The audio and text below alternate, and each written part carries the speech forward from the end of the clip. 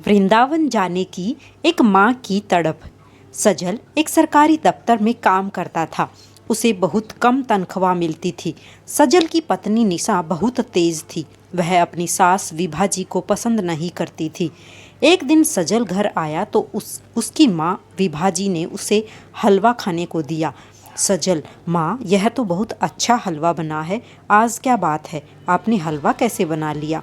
विभा जी, बेटा, बहुत दिनों से ठाकुर जी को हलवे का भोग नहीं लगाया था, इसलिए आज मैंने हलवा बना लिया। तुझे पसंद भी है ना यह हलवा? सजल, हाँ माँ, मन करता है रोज आपके हाथ का हलवा खाऊं। तभी निशा वहाँ आ जाती है।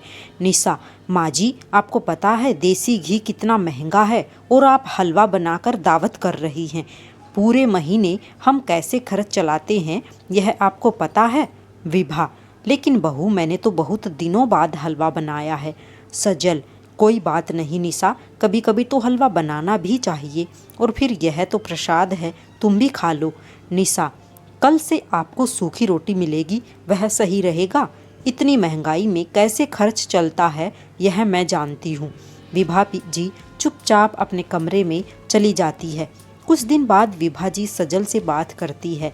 विभा जी, बेटा, जब तेरी नौकरी लगने की बात चल रही थी तब मैंने ठाकुर जी से कहा था कि अगर मेरे बेटे की नौकरी लग गई तो हम सब उनके दर्शन के लिए वृंदावन जाएंगे। क्या हम सब जा सकते हैं? सजल, माँ, ठीक है, अभी तो मेरे पास पैसे नहीं हैं, लेकिन अगले महीने तनख्वाह मिलते ही हम वृंदावन चलेंगे। अगले महीने विभा जी सजल को फिर याद दिलाती है, लेकिन वह टाल देती है।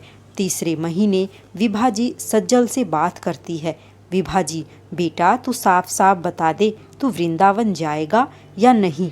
निशा, माँ जी, आपको दिखाई नहीं देता हमारे पास पैसे नहीं हैं, कहाँ से जाएंगे वृंदावन, इसलिए ये हर महीने आपको टाल देते हैं। विभा जी, इसी महीने तुम दोनों किसी दूसरे की शादी में जाने के नाम पर कितने पैसे खर्च कर दिए, तुम्हें कुछ याद है? और ठाकुर जी के दर्शन के लिए पैसे नहीं हैं। रहने दे, अगले महीने मैं अकेली चली जाऊंगी।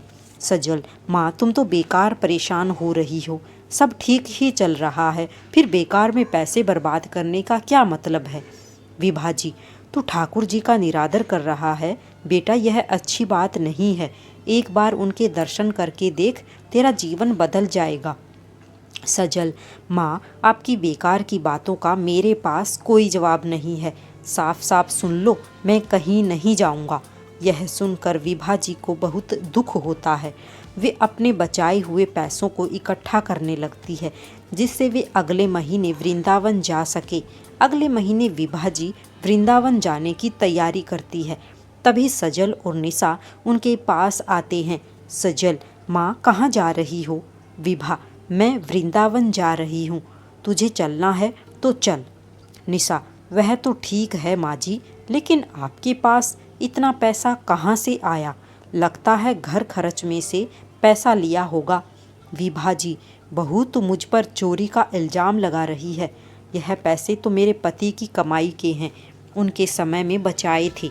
विभा जी दुखी होकर वहाँ से चली जाती है और वृंदावन में ठाकुर जी के दर्शन करने के बाद वहीं एक आश्रम में रहने लगती है। उनका मन अब उस घर में जाने का नहीं था जहाँ उन पर चोरी का इल्ज़ाम लगाया गया था।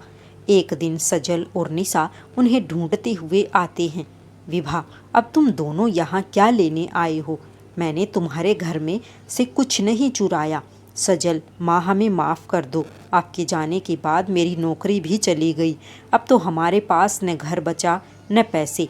विभा, मैंने कहा था ठाकुर जी का अपमान मत कर, जा उनके मंदिर में जाकर प्रार्थना कर, यदि उन्होंने तुझे माफ़ कर दिया तो सब ठीक हो जाएगा। निशा भी अपनी सास से माफ़ी मांगती है और दोनों ठाकुर जी के दर्शन करने चले जाते हैं। वहाँ से वापस आने पर सजल, माँ, अब मैं यहीं रहकर समाज सेवा करना चाहता हूँ। निशा, हाँ माँ जी, मैं भी अपने किए पर बहुत शर्मिंदा हूँ, इसका प्रायश्चित करने के लिए मैं यहीं रहना चाहती हूँ। उस दिन से वे दोनों उसी आश्रम में बुजुर्गों की सेवा करने लगे। राधे राधे सभी को जय श्री कृष्णा।